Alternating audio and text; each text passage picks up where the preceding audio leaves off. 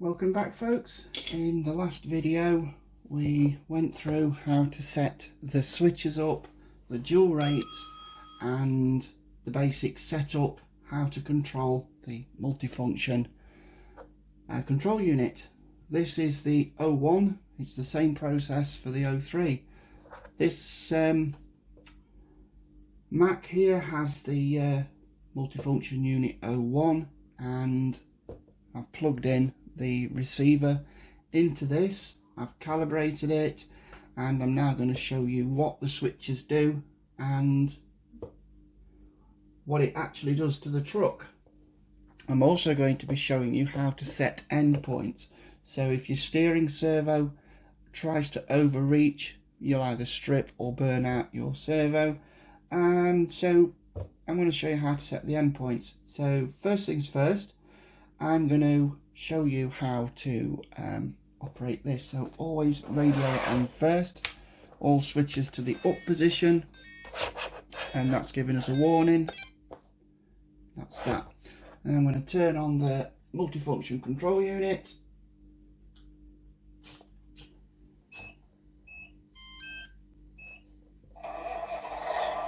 And that's all connected.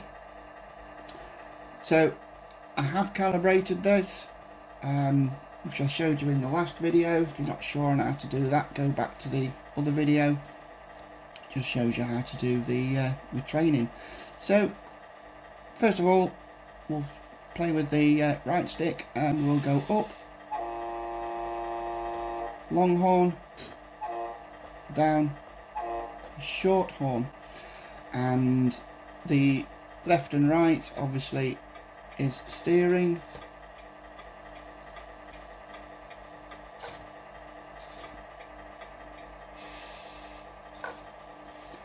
It does look like the indicators are the wrong way around, but that's just a simple case of unplugging the wire and just swapping in the sockets. It does work correctly when I use my DX8 with the AR, so we'll not bother with that. So now that is what this switch does. And if we switch down on the dual rate switch, we can turn on the hazard lights with a sharp tap upwards. And to turn them off, we just sharp tap up again. To cycle through the lights, you'll notice that this is the rubber duck Mac, and in part of the film it just has one headlight, so I've wired these up separately, the headlights. It's a little bit custom on the wiring.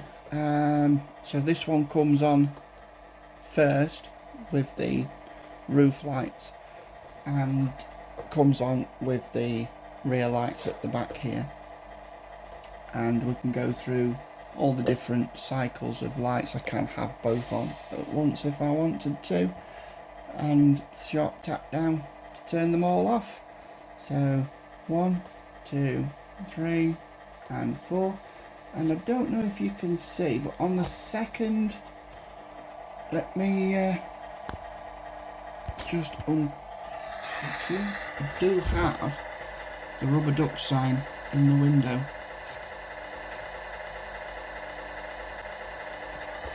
So when that's dark, let me just switch the light off. I've turned off the hobby light, and that's that one. And then the interior light, which has my rubber duck, and then off. So let me put it back on the stand. So now the sub functions that we'll do. This is obviously the throttle.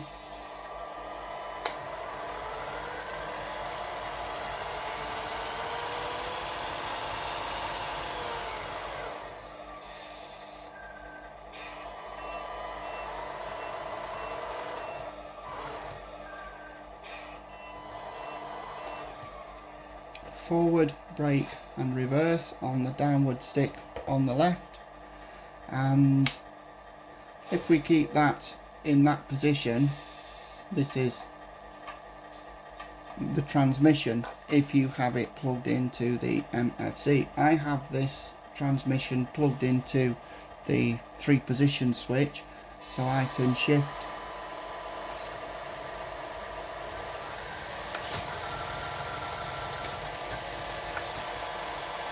like that.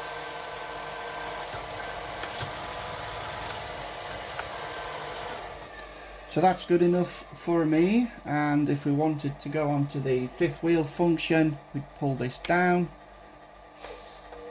You see the indicators flash once, and then we can use this stick now is just rev.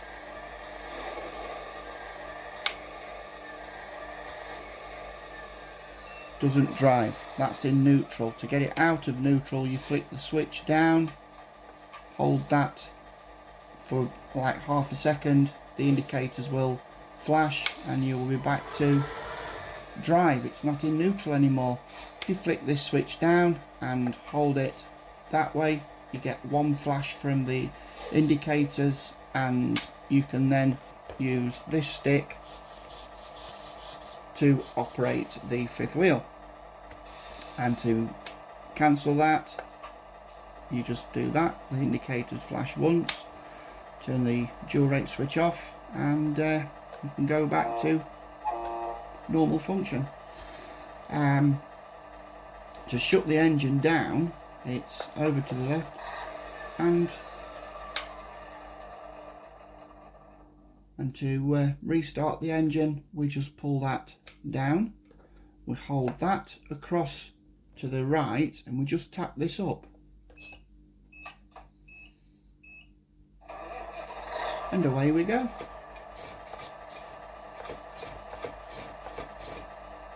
So that's good enough for me.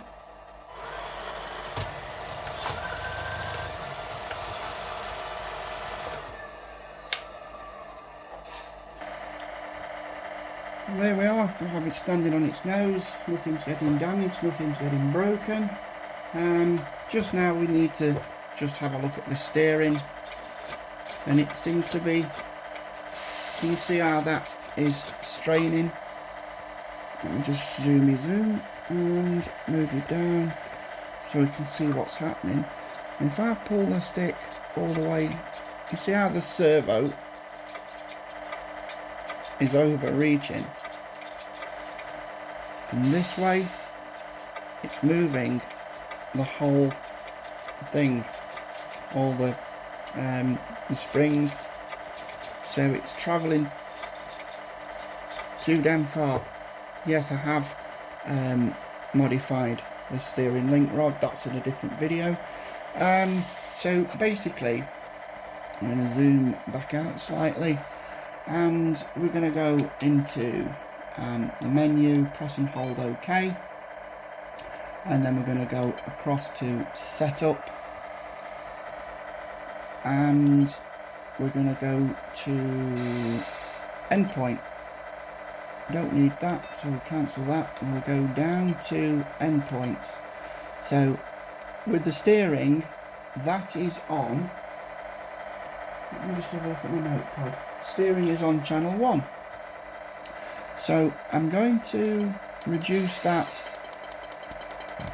travel down, press OK. That's 100%, and I can reduce that down.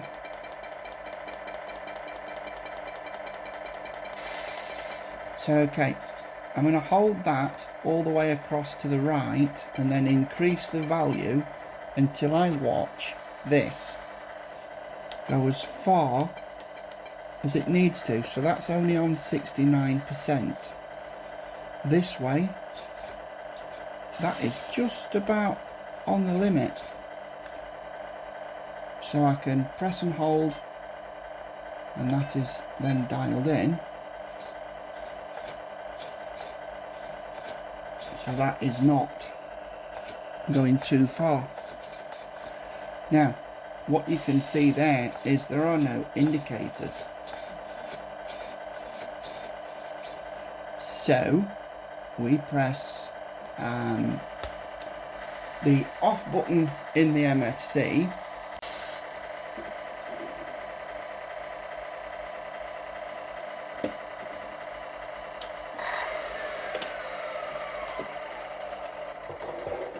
let's put the sleeper cab down on there, and signal lost from the receiver, no worries, because it will soon be re-established when I turn it back on.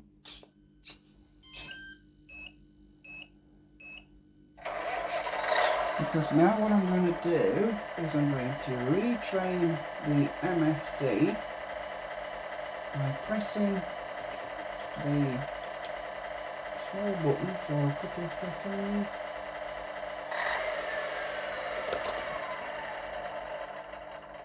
Making sure that this stick switch is in the upper position, and that is in its training mode. So I'm going to go up, down, right, left, up, down, right, left, and then press that button. If I can see it.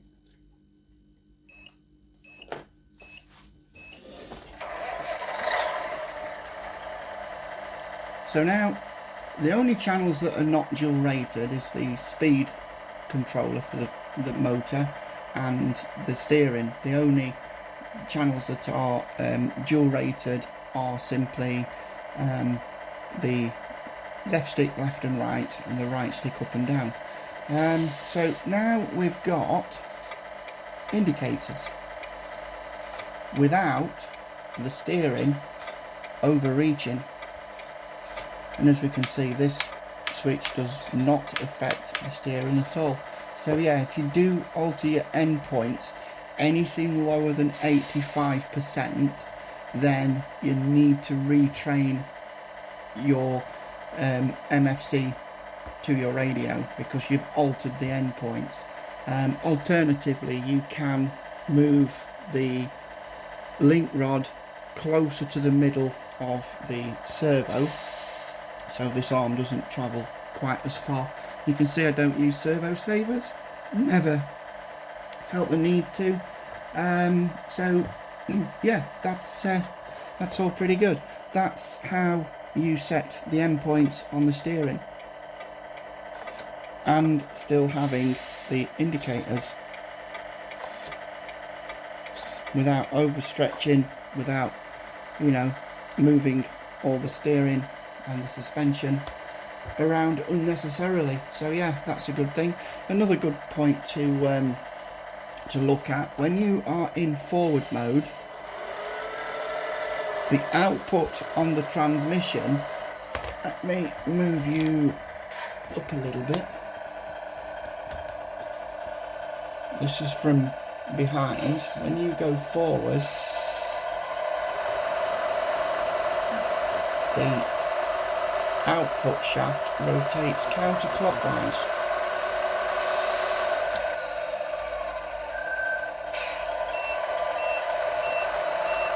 And then in reverse, it rotates clockwise with the reverse beeper sounding.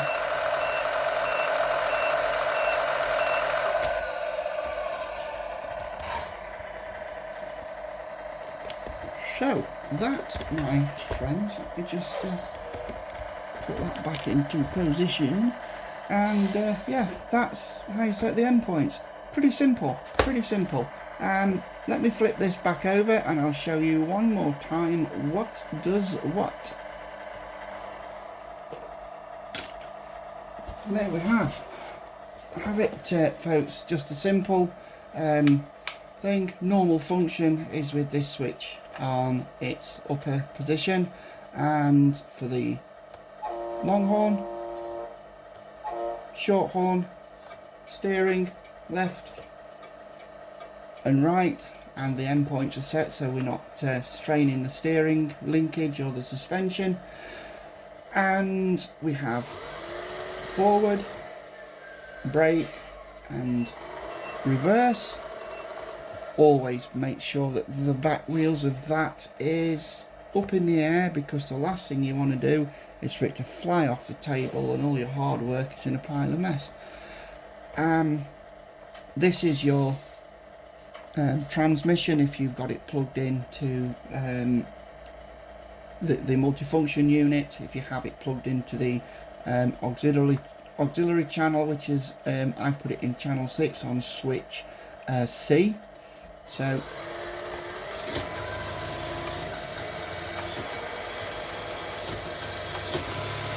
and again, you can set your endpoints on that exactly the same way as you set your endpoints on your steering. For the sub functions, switch down, sharp tap up is 4 ways. Sharp tap up, cancel those. Sharp tap down brings you stage 1 of lights, which on this model I've wired it to my preference. 1 headlight, roof lights. Next one is my interior lights with the rubber duck nameplate in the window, and then the last one is my other light that, you know, people say, oh, your light's gone out. Oh, yeah, that's deliberate. So then the second one, third one, fourth, 1, 2, 3 and off, 1, 2, 3 off. Whilst this is still down, if we hold this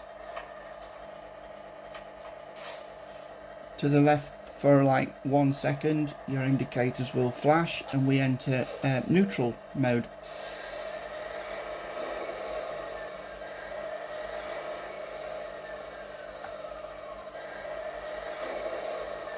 And to get out of that, we have this in the lower mode. Hold it over there for like half a second to 1 second. They will then re-engage the drive gears. And if we go over to the right, we can then operate the 5th wheel servo. To exit that, we just hold that over to there and we are good to go again. And right, let's shut this down. Hold there, push up, and that holds the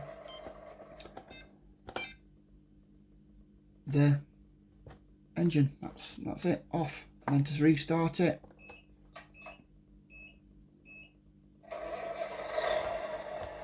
that is it, my friends.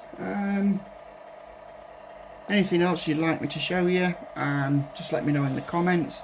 I'm going to go and put my Spektrum DX8 back in this,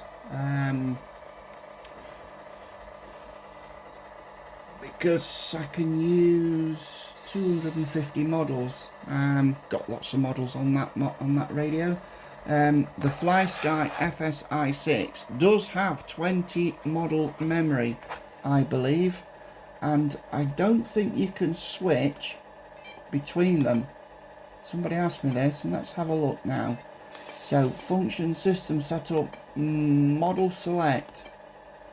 Please turn off the receiver first, so you can't switch models while this one is still running. Guys, that's it. Any comments, any questions, leave a like, hit that subscribe button, and because I will be reviewing some other sound systems, I will be reviewing some other light systems and other RC related content. So let's shut that down, because that's the end of the video, my friends. Thanks for watching.